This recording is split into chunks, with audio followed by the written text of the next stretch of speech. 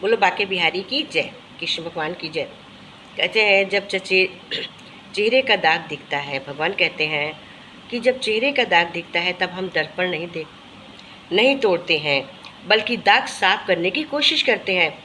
इस प्रकार हमारी कमियां बताने वाले पर हमें क्रोध करने के बजाय अपनी कमी को दूर करना चाहिए और हमें उससे प्रेम से बोलना चाहिए।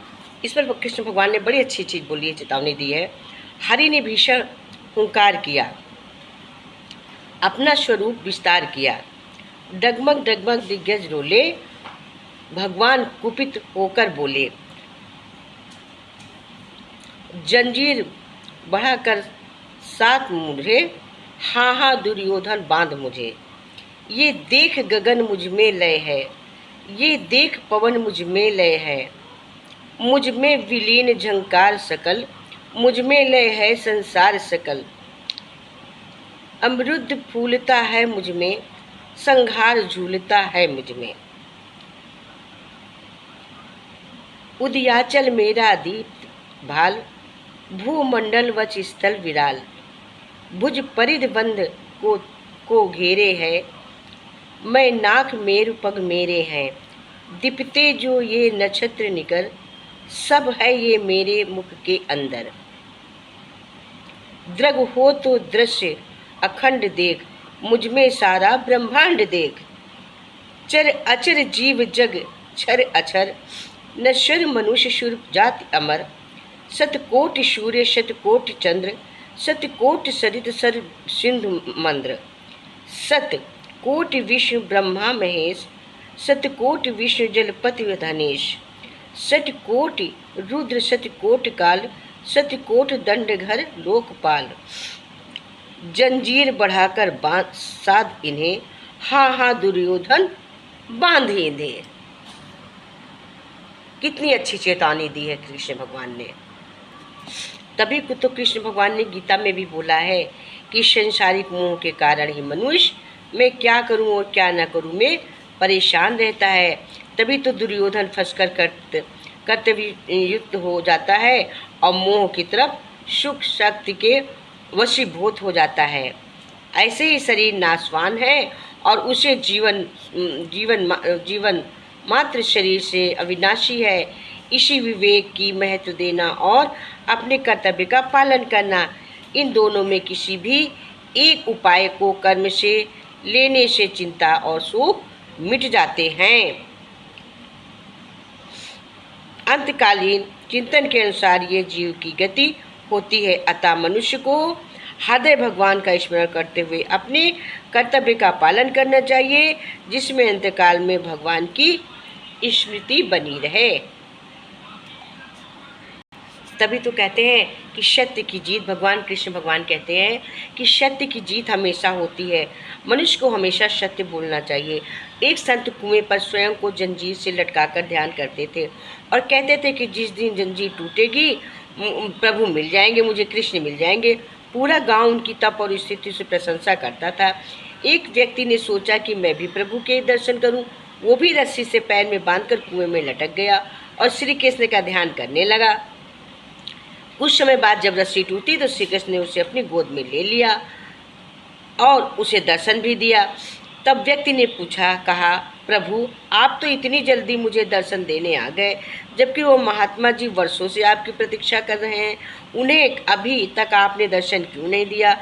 श्री कृष्ण भगवान मुस्कुराते हुए बोले, वे कुएं पर लटकते जरूर हैं, लेकिन पैर में लोहे की जंजीर से बांधकर लटकते हैं। उन्हें मुझ में अधिक विश्वास नहीं है, जंजीर पर अधिक विश्वास है, लेकिन तुमने स्वयं से अधिक मुझ पर विश्वास किया, इसलिए मैं आ गया। और इस प्रकार यदि श्रद्धा शक्ति भाव से कोई भगवान को पुकारता है तो भगवान जरूर आते, सच्चे मन से याद करने से है। भगवान तो पालनहार है, वो सबका ध्यान रखते हैं, सबकी आवश्यकताओं को पूर्ति करते हैं। बस जरूरत है हमको भगवान को, गुरु को समझने की।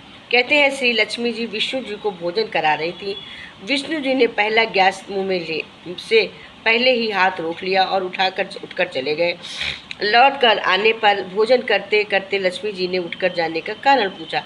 विष्णु जी बोले, मेरे 4 भक्त भूखे थे, उन्हें खिलाकर आया हूँ। लक्ष्मी जी ने परीक्षा लेने के लिए दूसरे दिन एक चीटी डिबिया में 5 चींटियों को बंद कर दिया और विष्णु जी का भोजन परोसा।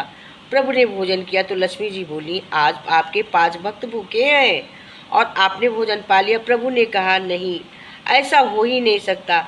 तो लक्ष्मी जी ने तुरंत डिबिया खोली और अचरज से हक्की पक्की हो गई, क्योंकि हर चींटी के मुंह में चावल के कण थे। लक्ष्मी जी ने पूछा, बंद डिबिया में चावल कैसे आए, आपने कब डाले?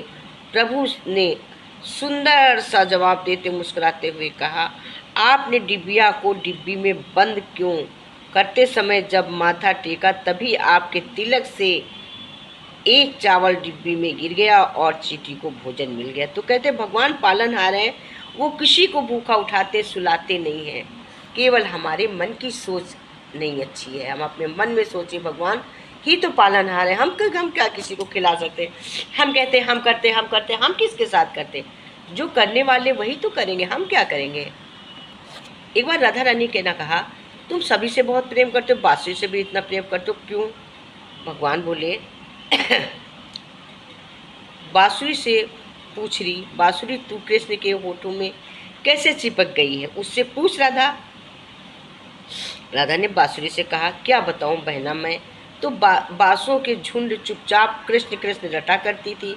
एक दिन इसकी दृष्टि मुझे पर पड़ गई, बस फिर क्या था, पहले तो उस छलिए ने मुझे मेरे कुटुंब से अलग कर लिया, फिर मुझे काटा छाटा पीटा बहुत हो रही थी, परंतु मैं कृष्ण कृष्ण करती रही, फिर भी उनका मन न भरा तो मेरे अंदर में भी था, वो सब निकाल बाहर फेंक दिया।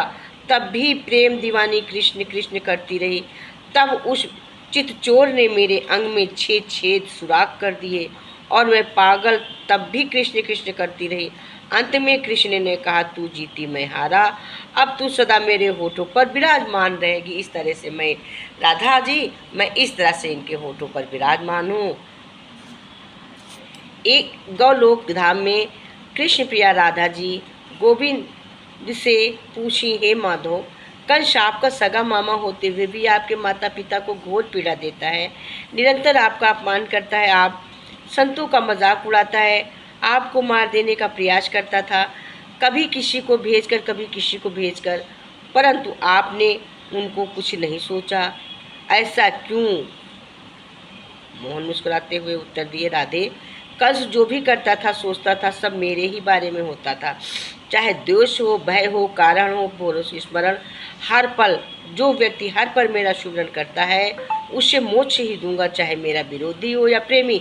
इसलिए श्री भगवत के अंत में एक सबसे महत्वपूर्ण श्लोक आता है, नाम संकीर्तन यश शरो पाप प्राणाशनम प्राणों प्रणामो दुख शयना ता नमामि हरि परम। मैं उन हरि को प्रणाम करता हूँ जिनका नाम संकीर्तन सभी पापों को समाप्त करता है, जिन्हें प्रणाम करने मात्र से सारे दुख दूर हो जाते हैं, नष्ट हो जाते हैं। कृष्ण जी ने कहा कि जो बुरे दिन आते हैं तो बुद्धि घास लेने चली जाती है, इंसान चाह कर भी सही निर्णय नहीं ले पाए, इसलिए तो कहा जाता है इंसान बुरा नहीं होता, उसका वक्त बुरा। भगवान कहते हैं, कृष्ण भगवान कहते हैं, तपस्या अगर पार्वती जी ने की थी तो प्रतीक्षा शिव जी ने भी करते रहे। आंखों में आंसू माता सीता के थे तो मिलने की तड़प भगवान राम में भी तो रही होगी। राधा और मीरा अगर श्री कृष्ण को पा न सकी, राधा और मीरा अगर श्री कृष्ण को पा न सकी तो उनके बिना अधूरे तो भगवान श्री कृष्ण भी हैं और हमेशा रहे रहे। प्रेम तो ईश्वर के लिए भी सरल नहीं था, तो हम इंसानों के लिए कैसे सरल है? प्रेम तो हमें उनके भी सहना पड़ा, तो हम लोगों को भी इसी तरह से सोच समझ कर रिश्ते चलाने चाहिए, समझ कर व्यवहार करना चाहिए, समझ कर अपने रिश्तों को जुगो कर रखना चाहिए। कहते, हे मन, उदास मत होना, क्योंकि मेरे साथ तेरे साथ हूँ, सामने नहीं पर आस पास हूँ, पलकों को बंद करके देख, याद करना मैं और कोई नहीं तेरा आत्मविश्वास हूँ। भगवान क्या कहते हैं, उदास मत हो क्योंकि मैं तेरे साथ हूँ, सामने नहीं पर आस पास हूँ, पलकों को बंद करके देख, दिल से याद करना मैं और नहीं तेरा आत्मविश्वास होते हुए। आत्मविश्वास करो तभी मैं तुमको दर्शन दूंगा, दिखाई दूंगा, तभी तुम हमको समझ पाओगे। तभी तो भगवान कहते हैं कि हमें अब बहुत गुस्सा नहीं करनी चाहिए। 2 पल के गुस्से से प्यार भरा रिश्ता बिखर जाता है। होश जब आता है तो वक्त निकल जाता है। उचित समय पर किए गए कार्य कड़वे घूंट सदैव जीवन मीठा कर दिया करते हैं। इंसान वही श्रेष्ठ है जो बुरी स्थिति में फिसले नहीं, अच्छी स्थिति में उछले नहीं। कृष्ण भगवान कहते हैं जिसे जीना आता है वो बिना किसी सुविधा के जी लेता है, खुश रह लेता है। जिसे जीना ही नहीं आता वो सब सुविधाओं के साथ भी नहीं जी सकता। जिंदगी म्यूजिक प्लेयर नहीं है, जिंदगी एक रेडियो है। उसमें जो भी आ रहा है उसी में मनोरंजन करो, उसी में खुश रहो, भगवान की रजी में राजी रहो। तभी तो भगवान बुद्ध से किसी ने पूछा, आप बड़े होकर भी नीचे क्यों बैठते हो? गौतम बुद्ध ने बड़ा प्यारा सा उत्तर दिया, कहा क्योंकि नीचे बैठने वाला इंसान कभी गिरता नहीं, इसलिए मैं नीचे बैठता हूँ। कृष्ण भगवान कहते हैं, गीता में भी लिखा है, अकेले में बैठ के खुद से एक सवाल करो कि मेरे ना होने से किसको सबसे ज़्यादा फर्क पड़ेगा। बस जिसको फर्क पड़ेगा उसके लिए, जो बाकी सबको उसके हाल पे छोड़ दो। तभी तो कृष्ण भगवान ने गीता में भी कहा है, जो उस गीता का सार ही यही है, जो हुआ अच्छा हुआ, जो हो रहा अच्छा हो रहा, जो होगा वो भी अच्छा होगा। तुम्हारा क्या है जो तुम रोते हो? क्या तुम लाए हो जो तुमने खो दिया? तुमने क्या पाया है, क्या पैदा किया जो नष्ट गया? तुमने जो लिया यहीं से लिया, जो दिया यहीं पे दिया। जो आज तुम्हारा कल किसी और का, कल किसी और का, वो किसी और का। परिवर्तन ही संसार का नियम है। नाम तुम्हारा तारनहारा, कब तेरा दर्शन होगा? तेरी प्रतिमा इतनी सुंदर, तू कितना सुंदर होगा। तू कितना सुंदर होगा। नाम तुम्हारा तारनहारा, तू कितना सुंदर होगा। सुर नर मुनि जन तुम चरणों में निस दिन शीश नवाते हैं। सुर नर मुनि जन तुम चरणों में निस दिन शीश नवाते हैं। जो गाते हैं तेरी महिमा, वन वंचित फल पाते हैं, मन वांछित फल पाते हैं। धन्य घड़ी समझूंगा उस दिन, धन्य घड़ी समझूंगा उस दिन, जब तेरा दर्शन होगा। धन्य घड़ी समझूंगा उस दिन, जब तेरा दर्शन होगा। नाम तेरा है तारनहारा, कब तेरा दर्शन होगा। जिसकी प्रतिमा इतनी सुंदर, तू कितना सुंदर होगा। तू कितना सुंदर होगा। दीन दयाला करुणा सागर, दीन दयाला करुणा सागर, जग में नाम तुम्हारा है। दीन दयाला करुणा सागर, जग में नाम तुम्हारा है। भटके हुए हम भक्तों का प्रभु, भटके हुए हम भक्तों का प्रभु, तू ही एक सहारा है। भटके हुए हम भक्तों का प्रभु, तू ही एक सहारा है। भव से पार उतरने का तेरे गीतों का सरगम होगा। भव से पार उतरने का तेरे गीतों का सरगम होगा। नाम तुम्हारा तारनहारा, कब तेरा दर्शन होगा।